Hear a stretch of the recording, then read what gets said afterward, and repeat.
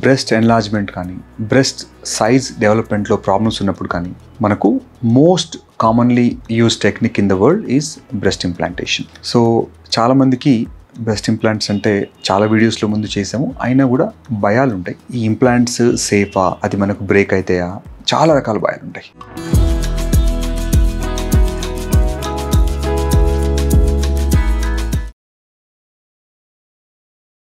So across last ఒక 30-40 years నుంచి breast implants అనేది చాలా కామన్ ప్రాక్టీస్లో ఉన్నాయి. ఇప్పుడు రీసెంట్ వచ్చిన అడ్వాన్సెస్ ఏంటంటే టెక్స్చర్ చాలా ఫైన్ టెక్స్చర్ ఉంటుంది వీటిలో. తర్వాత డబల్ థిక్ లేయర్డ్ ఇంప్లాంట్స్ వస్తున్నాయి ఇప్పుడు.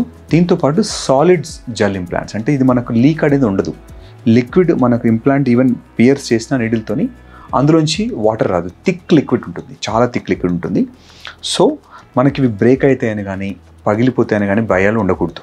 ఈ ఇంప్లాంట్స్ కొత్త ఇంప్లాంట్స్ ఏదైనా మోస్ట్ ఆఫ్ ద ఇంప్లాంట్స్ ఇండియాలో వాడే ఇంప్లాంట్స్ అని కూడా FDA అప్రూవ్డ్ ఇంప్లాంట్సే. తర్వాత ఇంప్లాంట్స్తో క్యాన్సర్స్ అలాంటివన్నీ వస్తాయని కూడా అపోహ మాత్రమే. ఇంప్లాంట్స్ ఎటువంటి ఇబ్బంది పెట్టవు బాడీని.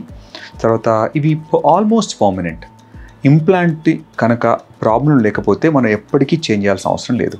సో ఎవరికన్నా బ్రెస్ట్ డెవలప్మెంట్ సరిగ్గా లేకపోయినా ఆర్ లాక్టేషన్ తర్వాత బ్రెస్ట్ సైజ్ తగ్గి వాల్యూమ్ లాస్ అయినా కూడా మీరు సేఫ్గా బ్రెస్ట్ ఇంప్లాంట్ని మీరు చూస్ చేసుకోవచ్చు. చాలా చిన్న ప్రొసీజర్ ఇది. ఒక 45 minutes to 1 hourలో మినిమల్ ఇన్వేజివ్, చాలా చిన్న ఇన్సిషన్తో వెళ్ళిపోతుంది. ఆ స్కార్ కూడా మనకు ఒక వితిన్ few 6 monthsలో అది కూడా ఆల్మోస్ట్ డిజపియర్ అయిపోతుంది. మనకు ఆ స్కార్ రిమూవల్ కూడా మనకు very good treatments, creams, lasers ఉంటాయి. సో ఎవరికైనా బ్రెస్ట్ డెవలప్మెంట్తో ఇబ్బందులు పడుతుంటే ఖచ్చితంగా మీరు సేఫ్గా మీరు బ్రెస్ట్ ఇంప్లాంట్ చాయిస్ని మీరు చూస్ చేసుకోవచ్చు.